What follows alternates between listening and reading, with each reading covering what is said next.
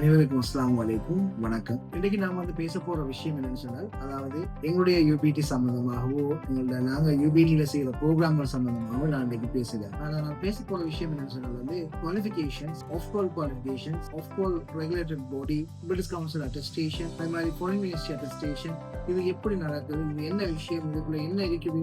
நிறைய மாணவர்களுக்கு வந்து சொன்னால் இது சம்பந்தமான விடயங்கள்ல டவுட் இருக்குது.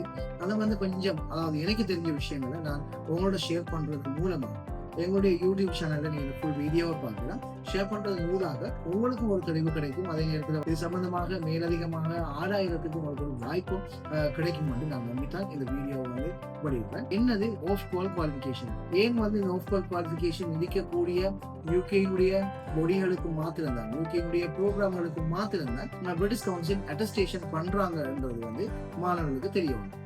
ஏன்னா ஆஃப்-கோல்னு சொன்னா official qualifications and examinations regulations in England. இது ஒஃபிஷியலா யூகேனால அங்கீகரிக்கப்பட்ட ஒரு குவாலிஃபிகேஷன் ஃப்ரேம்வொர்க்.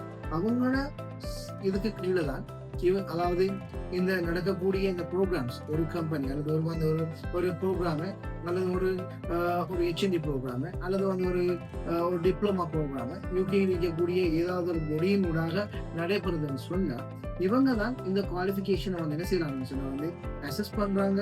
இந்த குவாலிஃபிகேஷன்ஸ்க்கு எக்ஸாம்ஸ் அசஸ் பண்றாங்க. இதனுடைய குவாலிட்டியை டிட்டர்மைன் பண்றாங்க, என்ஷோர் பண்றாங்க.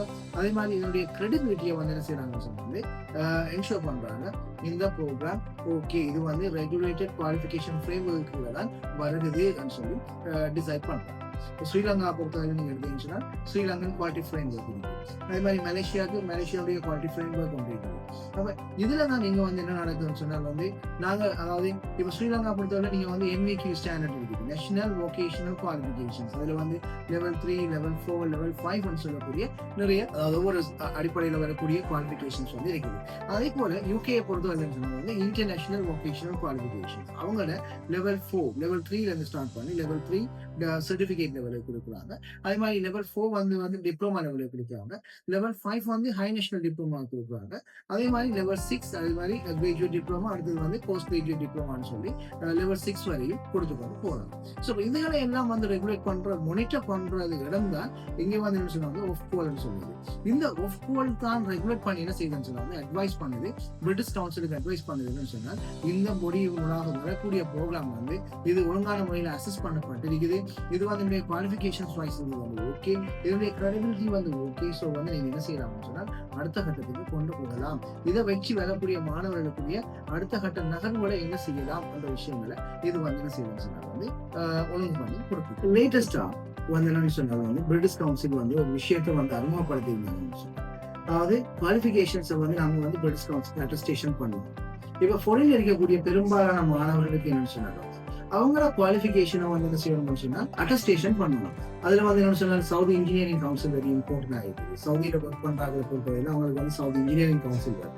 அதே மாதிரி என்ன சொன்னா கட்டார்ல அவங்க அட்டஸ்டேஷன் பண்ணுவாங்க. ஸ்ரீலங்கா பொறுத்தவரையில மோஃபாவில் மினிஸ்ட்ரி ஆஃப் ஃபாரின் அஃபேர்ஸ் அதுல ஃபாரின் மினிஸ்ட்ரியில அட்டஸ்டேஷன் பண்ணுவாங்க. இப்படியான சிக்கல்கள் வருகின்ற சந்தர்ப்பத்துல ரீசெண்டா நிறைய யூனிவர்சிட்டிகளும் கூட என்ன செய்யறாங்க சொன்னா இந்த ஃபேக் என்ற ஒரு விஷயம் வாரதுனால இந்த ஃபேக்கள் இல்லாமலுக்கு ஒரிஜினலாக கொடுக்கக்கூடிய, ஒரிஜினலாக சரியான முறையில கற்று சரியான முறையில அதை ஒரு விஷயத்தை நாங்க அரைஞ்சி அதன் பிற்பாடு நாங்க எடுக்கக்கூடிய அந்த குவாலிஃபிகேஷனை நாங்க சரியான முறைக்கு ரெகக்னைஸ் பண்ணணும்ன்றதுக்காக பிரிட்டிஷ் கவுன்சிலால என்ன செஞ்சாங்க ரீசெண்டா ஒரு ரூல்ஸை அறிமுகப்படுத்திருந்தாங்க. அதாவது ஆஃப்-கோல் குவாலிஃபிகேஷன் இல்லாத, ஆஃப்-கோல் ரெகுலேட்டட் பாடிக்கு கீழே வராத எந்த ஒரு குவாலிஃபிகேஷனையும் நாங்க என்னன்னு சொன்னால் அதுக்கு கொடுக்கல, அதாவது பிரிட்டிஷ் கவுன்சிலுடைய அட்டஸ்டேஷன் கொடுக்குறீங்களேன்னு சொல்லி அவங்க செஞ்சிருந்தாங்க. அப்ப இங்க என்ன நடக்குதுன்னு சொன்னா இந்த HNDக்கு யூனிவர்சிட்டி கிராண்ட் கமிஷனால எந்த ஒரு ரெகக்னிஷனும் நார்மலா கொடுக்குறீங்க. யூனிவர்சிட்டி கிராண்ட் கமிஷன் என்ன சொன்னாங்க அவங்க கொடுக்கக்கூடிய யூனிவர்சிட்டி கிராண்ட் கமிஷனுடைய லெட்டருக்கு பெரும்பாலும் என்ன சொன்னாங்க அதாவது டிகிரி ப்ரோக்ராம்களுக்கு மாத்திரம் தான் என்ன செய்யறாங்கன்னு சொன்னாங்க யூனிவர்சிட்டி கிராண்ட் கமிஷன் கொடுக்குது. அதே மாதிரி நான் நினைக்கிறேன் ஸ்ரீலங்காவுடைய HND அக்கவுண்டிங் குவாலிஃபிகேஷன் அதுக்கு என்ன சொன்னாங்க கிட்டத்தட்ட ஈக்குவல் பிகாமுக்கு ஈக்குவலான ஒரு குவாலிஃபிகேஷன். ஸோ அப்போ அதனால அவங்களுக்கும் என்ன செய்யறாங்கன்னு சொன்னாங்க யூனிவர்சிட்டி கிராண்ட் கமிஷன் கொடுக்குறாங்க. அவங்களுடைய அபிஷியல் லெட்டர் இது டிகிரி ரெகக்னைஸ் ஆகுது சொல்லி கொடுக்குறாங்க. ஆனா யூகே பொறுத்தவரை யூகேயுடைய HND ப்ரோக்ராமுக்கு இங்க சொன்னா பிரிட்டிஷ் கவுன்சில் தான் இங்க இருக்கக்கூடிய, அதாவது ரீப்ரசன்டேட்டிவ் இருக்கக்கூடிய ஒரு பொடியாக இருக்கு. ஏன் இது வந்து நாங்க ஆஃப் கால் குவாலிஃபிகேஷன் வரக்கூடிய அதாவது இந்த விஷயத்தை அதாவது நாங்க ஏன் வந்து இந்த ரெகக்னைஸ பார்ப்போம்?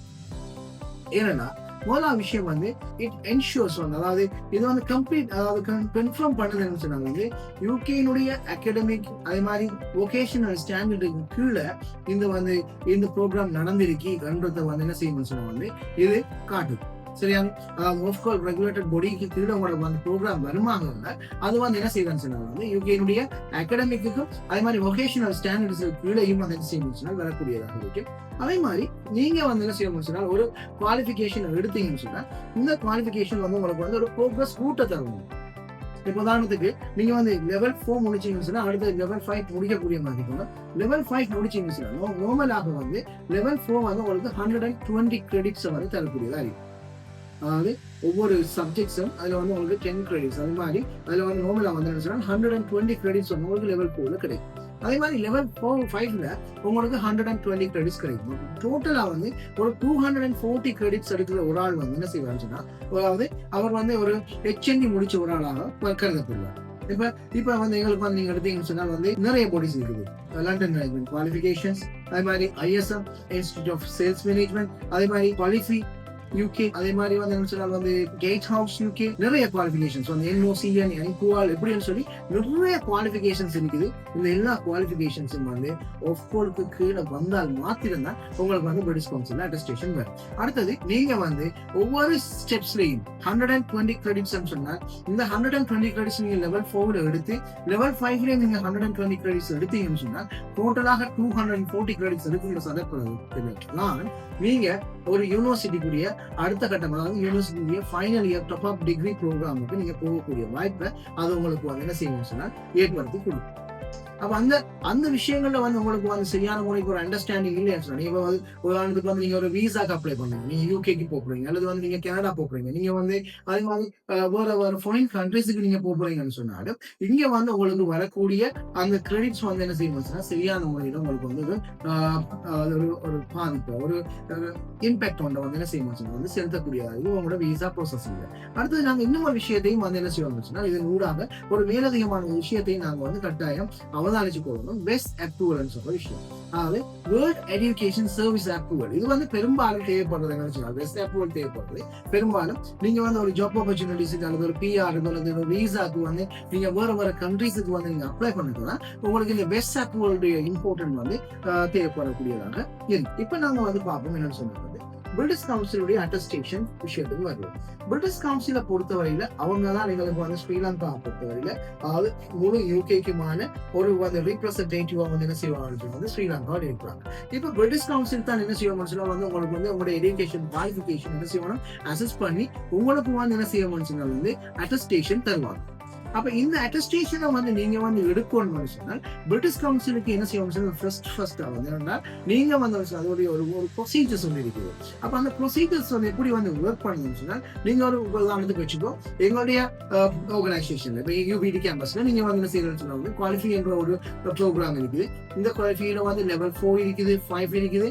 இப்ப நீங்க லெவல் 4 லெவல் 5 வந்து நீங்க முடிச்சுட்டு நீங்க என்ன செய்யணும்னு சொன்னால் அதாவது பிரிட்டிஷ் கவுன்சில நீங்க வந்து நீங்க போறீங்க அல்லது நீங்க வந்து வேறு ஏதாவது ஒரு பர்பஸுக்கு நீங்க யூஸ் பண்ண போறீங்க அல்லது நீங்க வந்து ஒரு விசா பர்பஸுக்கு யூஸ் பண்ண போறீங்கன்னு சொன்னா நீங்க இமீடியட்டா என்ன செய்யணும்னா பிரிட்டிஷ் கவுன்சிலுக்கு எங்களுடைய அதாவது நீங்க வந்து என்ன செய்யணும்னு சொன்னா நீங்க பிரிட்டிஷ் கவுன்சிலுக்கு வந்து அப்ளை பண்ணணும். அதாவது பிரிட்டிஷ் கவுன்சிலுக்கு அப்ளை பண்றதுக்கு முற்பாடாக நீங்க வந்து எங்களுக்கு வந்து என்ன செய்யணும்னு சொன்னா வந்து உங்களுடைய சர்டிபிகேட்டை உறுதிப்படுத்தி தர சொல்லி நீங்க என்ன செய்யணும்னு சொன்னா வந்து எங்களுக்கு வந்து இமெயில் பண்ணணும்.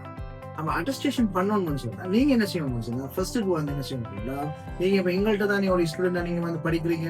அப்ப நீங்க எங்கள்கிட்ட படிக்கிறீங்கன்னு சொன்னால் எங்கள்கிட்ட வந்து நீங்க ஆஃப் கால் குவாலிஃபிகேஷன் செய்யறீங்கன்னு சொன்னா இந்த ஆஃப் கால் குவாலிஃபிகேஷன் இருக்கக்கூடிய குவாலிஃபை வந்து ஆஃப் கால் குவாலிஃபிகேஷனுக்குள்ள வரக்கூடிய கூடியா இருக்குது. நீங்க வந்து வெப்சைட்ல வந்து உங்களுக்கு அதுக்கு லிங்க்களை பண்ணணும்னு சொன்னால் நான் வந்து கமெண்ட் பண்ணுங்க. உங்களுக்கு லிங்க் பண்ணணும்னு சொன்னால் அதாவது என்ன ஆஃப் கால் குவாலிஃபிகேஷன் என்னென்ன பாடிஸ் வருதுன்றதுக்கு வந்து லிங்க்ஸை வந்து நான் உங்களுக்கு அனுப்பக்கூடியது ஈஸியா இருக்கும். நீங்க உங்களுடைய கமெண்ட் பாக்ஸ்ல போட்டீங்கன்னு சொன்னா நான் அதுக்குரிய லிங்க் வந்து அனுப்புறேன். அப்ப அதுல வந்து நீங்க போய் பாத்தீங்கன்னா இந்த குவாலிஃபிகேஷன்ஸ் தான் ஒஃப்கோர் குவாலிஃபிகேஷன்ல அவங்களுடைய ரெகுலேட்டட் குவாலிஃபிகேஷனுக்குள்ள வருகுதுன்றது நீங்க ஐடென்டிஃபை பண்ணி என்ன செய்யலாம் படிக்கக்கூடியதா இருக்கும். ஸோ இப்போ என்ன செய்யப்படாமல் சொன்னால் அடுத்த கட்டமாக நீங்க வந்து இந்த ஒபிஷியல் குவாலிஃபிகேஷனுக்கு வந்து நீங்க இதுக்குரிய அட்டஸ்டேஷன் எடுக்கிறதுக்கு நீங்க என்ன செய்யணும்னா ஃபர்ஸ்டா நீங்க இப்போ குவாலிஃபை நீங்க செய்றீங்கன்னு வச்சுக்கிட்டீங்கன்னா குவாலிஃபை யூகேக்கு அவங்களுடைய இமெயிலுக்கு வந்து நீங்க என்ன செய்யணும்னா உங்களுடைய நேம், உங்களுடைய அட்ரஸ், உங்களுடைய குவாலிஃபிகேஷன், நீங்க இந்த குவாலிஃபிகேஷன் நீங்க எடுத்திருக்கீங்க, என்னென்ன விஷயம் நடந்திருக்குது, ஸோ வந்து நீங்க இங்க படிச்சிருக்கீங்க என்ற விஷயங்களை சொல்லி நீங்க குவாலிஃபைக்கு வந்து மெயில் பண்ணணும்.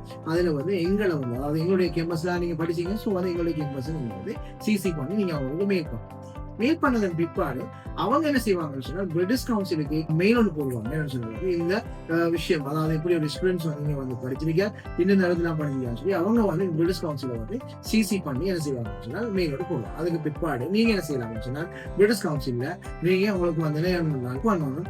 நீங்க வந்து உங்களுக்குரிய சர்டிபிகேட்டுக்குரிய குவாலிஃபிகேஷனு, உங்களுடைய அட்டஸ்டேஷன், அதாவது இந்த உங்களோட சர்டிபிகேட் வந்து என்ன செய்யணும் சொன்னா வந்து சர்டிஃபைட் ஒரிஜினல் வந்து நீங்க பண்ணி எடுக்கணும். சர்டிஃபைட் ஒரிஜினல் வந்து என்ன செய்யணும் எங்களை கேம்பஸ் நாங்க வந்து வந்து சர்டிஃபைட் ஒரிஜினல் வந்து உங்களுக்கு பண்ணி தருவோம். டேட் வச்சு சைன் பண்ணிருக்கோம். அதே வந்து என்ன செய்யணும் அந்த டாக்குமெண்ட்ஸோட உங்களுக்கு வந்து மெயில், அடுத்து வந்து உங்களுக்கு வந்து பிரிட்டிஷ் கவுன்சிலால உங்களுக்குரிய டோக்கன் வந்துருப்பாங்க. நீங்க எந்த டேட்டுக்கு வரணும், எத்தனை மணிக்கு வரணும்னு சொல்லி, ஸோ அதுக்குரிய டீட்டெயில்ஸ் எல்லாத்தையும் எடுத்துட்டு அதுக்குரிய பேமெண்ட்ஸையும் நீங்க ரெடி பண்ணி கொண்டு போனீங்கன்னு சொல்லிட்டு பிரிட்டிஷ் கவுன்சிலுக்கு போறோம். பிரிட்டிஷ் கவுன்சில் வந்து உங்களுக்கு மேக்ஸிமம் அதாவது 10 to 14 ஒர்க்கிங் டேஸுக்குள்ள உங்களுக்கு வந்து உங்களுடைய அட்டஸ்டேஷன், சில ஆட்களுக்கு வந்து ஏர்லியா வந்துடும், சில ஆட்களுக்கு வந்து 10 to 14 ஒர்க்கிங் டேஸ் வந்து எடுத்து அதுக்குள்ள வந்து என்ன செய்யணும்னா உங்களுக்கு வந்து உங்களுடைய அட்டஸ்டேஷன் போஸ்ட் முடிச்சு தருவோம். நீங்க வந்து பிரிட்டிஷ் கவுன்சிலுக்கு போனீங்கன்னு சொன்னா உங்களுடைய விஷயங்கள் எல்லாத்தையும், அதாவது நான் சொன்ன மாதிரி டாக்குமெண்ட்ஸ் நீங்க வந்து ப்ரிப்பேர் பண்ணி போனீங்கன்னா ஒரு பேஜுக்கு வந்து உங்களுக்கு வந்து 3000 rupees வந்து எடுப்பாங்க. ஸோ டோட்டலா வந்து 20 பேஜஸ் அவங்களோட சர்டிஃபிகேட் அதோட சேர்த்து உங்களோட டிரான்ஸ்கிரிப்ட் இருக்கும், சில சேர்த்து உங்களுக்கு வந்து 6000 சம்திங் முடியும். ஒவ்வொரு உதாரணத்துக்கு வந்து சில பார்த்தீங்கன்னா லெவல் 4 வரையா லெவல் 5 வரையா கொடுத்துருந்தாங்கன்னா ஸோ அதுக்கு ஏற்ற மாதிரி அதுக்குரிய ப்ரைஸ் வந்து நீங்க என்ன செய்யணும்னா அவங்க சொல்லுற அமௌண்ட்டை நீங்க வந்து பே பண்ணீங்கன்னா உங்களுக்குரிய அட்டஸ்டேஷன் வந்து செய்ய கிடைக்கும். ஸோ அதன் பிற்பாடு தான் நீங்க என்ன செய்யணும்னு சொன்னாங்க வந்து ஸ்ரீலங்கால ஃபாரின் மினிஸ்ட்ரிக்கு வந்து நீங்க போயிட்டு நீங்க வந்து என்ன செய்யலாம்னு சொன்னா ஃபாரின் மினிஸ்ட்ரியில வந்து கொண்டு போய் அவங்க கேட்கக்கூடிய டாக்குமெண்ட்ஸை வந்து நீங்க வந்து சப்மிட் பண்ணீங்க. நார்மலாக பிரிட்டிஷ் கவுன்சில் அட்டஸ்டேஷன் பண்ணாமலுக்கு ஃபாரின் மினிஸ்ட்ரி காலம் உங்களுக்கு வந்து அட்டஸ்டேஷன் பண்ணி தர மாட்டாங்க. இப்போ நீங்க பிரிட்டிஷ் கவுன்சில் தான் ஃபர்ஸ்ட். ஸோ அங்க போய் நீங்க பிரிட்டிஷ் கவுன்சில்ல வந்து நீங்க வந்து அட்டஸ்டேஷனை முடிச்சதுக்கு பிற்பாடு நீங்க என்ன செய்யலாம்னு சொல்லுவாங்க அடுத்த கட்டமாக நீங்க வந்து ஃபாரின் மினிஸ்ட்ரிக்கு போகலாம். ஃபாரின் மினிஸ்ட்ரி உங்களுக்கு அட்டஸ்டேஷன் பண்ணிச்சுன்னு சொன்னால் நீங்க போகக்கூடிய நாட்டினுடைய எம்பசிக்கும் நீங்க என்ன செய்யலாம்னு சொன்னால் அட்டஸ்டேஷனுக்கு போடலாம். சரி, உங்களுக்கு வந்து ஆல்ரெடி வந்து பிரிட்டிஷ் கவுன்சில் அட்டஸ்டேஷன் பண்ணி தந்துட்டாங்க. உங்களுக்கு வந்து என்ன சொன்னால் வந்து ஃபாரின் மினிஸ்ட்ரி அட்டஸ்டேஷன் பண்ணி தந்துட்டாங்க. மற்ற விஷயங்கள் வந்து உங்களுக்கு வந்து இது முக்கியமான விஷயம், அதாவது உங்களுடைய நீங்க போகக்கூடிய அந்த கண்ட்ரி வந்து உங்களுக்கு வந்து அவங்களும் உங்களோட குவாலிஃபிகேஷன் வந்து அக்செப்ட் பண்ணி கொடுக்கக்கூடிய மாதிரி உங்களுக்கு அதுக்குரிய வாய்ப்புகள் இருக்கு. ஸோ வந்து இதுதான் இந்த ப்ரொசீஜர்ஸ். இதுல வந்து நீங்க கொஞ்சம் சரியான முறைக்கு நீங்க வந்து கவனமாக இருக்கணும்னு சொன்னா என்ன British council qualification, British council என்னத்தை வந்து அங்கீகரிக்குது, எந்த குவாலிஃபிகேஷனை வந்து அவங்க ரிஜெக்ட் பண்றாங்க. சில குவாலிஃபிகேஷன்ஸ் வந்து என்ன சொன்னா பிரிட்டிஷ் கவுன்சில் வந்து கம்ப்ளீட்டா என்ன செஞ்சுட்டாங்கன்னு சொன்னா வந்து அவங்க வந்து ரிஜெக்ட் பண்ணிட்டாங்க. அதாவது அந்த குவாலிஃபிகேஷன் வந்து யூகேனுடைய கவர்மெண்டுடைய ஆஃப்கோர்ஸ் ரெகுலேட்டட் பாடிக்கு கீழே வராத எல்லாவற்றையும் என்ன செஞ்சுட்டாங்கன்னு சொல்லுவாங்க அவங்க வந்து அதுக்குரிய எந்த ஒரு அனுமதியும் எந்த ஒரு பிரிட்டிஷ் கவுன்சில் அட்டஸ்டேஷனும் கொடுக்குறாங்க இல்லை. ஸோ வந்து கடும் கேர்ஃபுல்லா இருக்கணும்.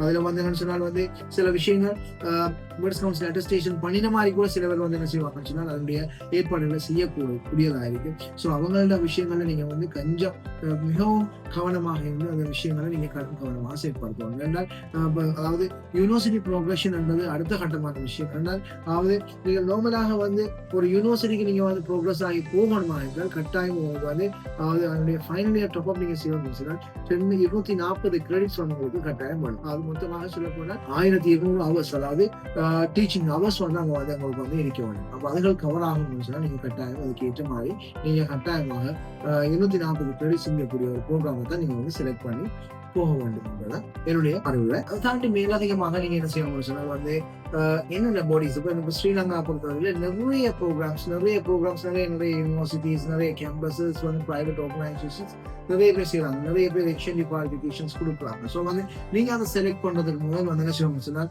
இது வந்து official qualification Ofqual regulated பொடிக்கு கீழே வருதா, அதில் வெப்சைட்டுக்குள்ள போய் பாருங்க. அதில் வந்து என்ன செய்யணும்னு சொன்னால் வந்து அவங்களோட சர்டிஃபிகேட்டை பாருங்க. அவங்க சர்டிஃபிகேட் வந்து அட்டஸ்டேஷன் பண்ணக்கூடிய மாதிரி இருக்குமா, அட்டஸ்டேஷன் பண்றதுக்குரிய வாய்ப்பு இருக்குதா, ஸோ வந்து அதை வந்து நம்ம செய்யலாமா, நம்ம வந்து ஃபோன் மினிஸ்டர் அங்கீகரிக்கப்படுமா, இவங்க வந்து சரியான முறையில் வந்து குவாலிஃபிகேஷனை வந்து சரியா கொண்டு போறாங்களா, ரெண்டு சொல்ற விஷயங்கள் எல்லாவற்றையும் நீங்க பார்த்து அதுக்கு பின்னுக்கு தான் நீங்க என்ன செய்யணும்னு சொன்னா நீங்க ஜாயின் பண்றோம்னு சொன்னீங்க, அதாவது பேமெண்ட் பே பண்ணணும்னு சொன்னா எல்லா விஷயங்களையும் நீங்க ஆன்லைன்ல பார்க்கணும். நோமனா சொல்ல போல இலங்கையை பொறுத்தவரை பாரம்பரிய மொழிகள் இருக்கக்கூடிய வந்து பிஎஸ்என் எலெக்ஷன் வந்து அது எந்த ஒரு இஷ்யூஸும் இல்லை. அவங்க வந்து என்ன சொல்லுவாங்க 100% ஓகேயான பொடிஸ் வந்து அதுக்கு பிறகு வரக்கூடிய ஓகேஹெச்எம் அது மாதிரி குவாலிஃபி அது மாதிரி வரக்கூடிய மற்ற ரெகுலேட்டட் பாடிஸ்கள் எதுவும் வந்து என்ன செய்யணும்னா சரியான முறையில் அவதானத்தோட நீங்க வந்து செலக்ட் பண்ணி நீங்க செய்யணும் என்பதுதான் என்னுடைய நிலைப்பாடு. அதே போல சில பாடிஸ்ல வந்து என்ன சொல்லுவாங்க, அவங்க சொல்லுவாங்க வந்து குவாலிஃபிகேஷன்ஸ் இருக்குது, அவங்க வந்து ஓகேன்னு சொல்லுவாங்க. சில காலங்கள் சில சந்தர்ப்பத்தில் வந்து அந்த மொழியினுடைய சரியான முறைக்கு வந்து அதை கண்ட்ரோல் பண்ணி, அதாவது குவாலிஃபிகேஷனை வந்து சரியான முறைக்கு மெயின்டைன் பண்ணாம இருக்கு, அதனுடைய அசஸ்மெண்ட் மெத்தட்ஸ் அதனுடைய குவாலிட்டியை வந்து மெயின்டைன் பண்ணாம இருக்கு. இருக்கிற சந்தர்ப்பங்கள் சில பாடிஸுடைய நிலைப்பாடு ஒரு பெரிய ஒரு ப்ராப்ளம் இருக்கும்.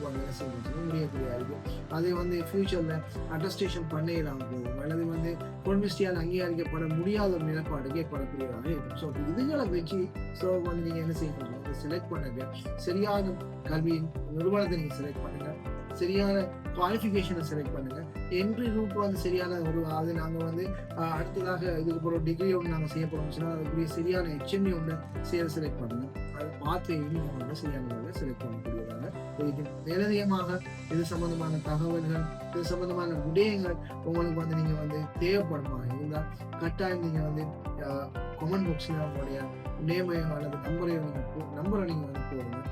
நாங்கள் உங்களுக்கு வந்து உதவுறதுக்கு காத்திருக்கோம். ஸோ இது சம்பந்தமான மேலதிகமான தகவலை உங்களுக்கு வந்து தாரத்துக்கு நாங்கள் காத்திருக்கோம். அதே மாதிரி நான் ஆர்பிஎஸ் சம்பந்தமாகவும் சொல்லியிருந்தேன், அதாவது ப்ரியர் லேர்னிங் வந்து, அதாவது ஆர்பிஎல் மெதக்கூடாகும் நீங்க சொல்ல போனால், அதாவது எக்ஸ்பீரியன்ஸ் இருக்கக்கூடிய ஒரு துறையில குறிப்பிட்ட காலம் அவர் வந்து உதாரணத்துக்கு ஐடி துறையிலையோ அல்லது மார்க்கெட்டிங்லையோ அல்லது மேனேஜ்மெண்ட்லையோ அல்லது வேற துறைகள்ல வந்து அவர் என்ன செஞ்சிருக்காரு, அவருடைய நிலைமை காரணமாக அவருடைய நிலைமை முடிச்சிருப்பார். ஆனால் அதன் பிற்பாடு அவருக்கு வந்து கல்வி நடவடிக்கையை வந்து தொடர்ந்து கொள்ள முடியாத நிலைப்பாடு ஏற்பட்டிருக்கும். ஸோ ஆனால் வந்து அவருக்கு வந்து என்ன சொன்னால் அதை தாண்டி அவர் பெரிய பெரிய நிறுவனங்கள்ல நல்ல நிலைமைகள்ல அல்லது நல்ல என்ன சொல்றது மேனேஜ்மெண்ட் பொசிஷன்ல வந்து ஒர்க் பண்ணிட்டு இருப்பார். இப்படியானவங்களுக்கு வந்து என்ன சொல்லுவாங்க வந்து ஆர்பிஎல் மெத்தடாக அது நம்ம ஸ்ரீலங்கா பொறுத்தவரையில நைட்டா வந்து வழங்குவோம். அதே மாதிரி நாங்களும் ஆர்பிஎல் மெத்தடாக சர்டிபிகேட் வழங்க முடியும். அதுக்கு வந்து சில கட்டுப்பாடுகள் இருக்குது. அது சம்பந்தமான ஃபர்தர் டீடைல்ஸ்களையும் நீங்க வந்து அறிஞ்சுக்கலாம். ஸோ வந்து எனக்கு இந்த ஸ்கிரீன்ல நான் இந்த நம்பரையும் என்னுடைய கேம்பஸ்ல நம்பர் நான் ஹாட்லைன் நம்பர் ஷேர் பண்றோம். நோட் 777-310-997. நீங்க அந்த நம்பருக்கு நீங்க வந்து கமெண்ட் பாக்ஸ்ல நீங்க வந்து கமெண்ட் பண்ணி உங்களுக்கு தெளிவான நான் பார்க்கிறேன். தேங்க்யூ. வணக்கம். அஸ்ஸலாமு அலைக்கும்.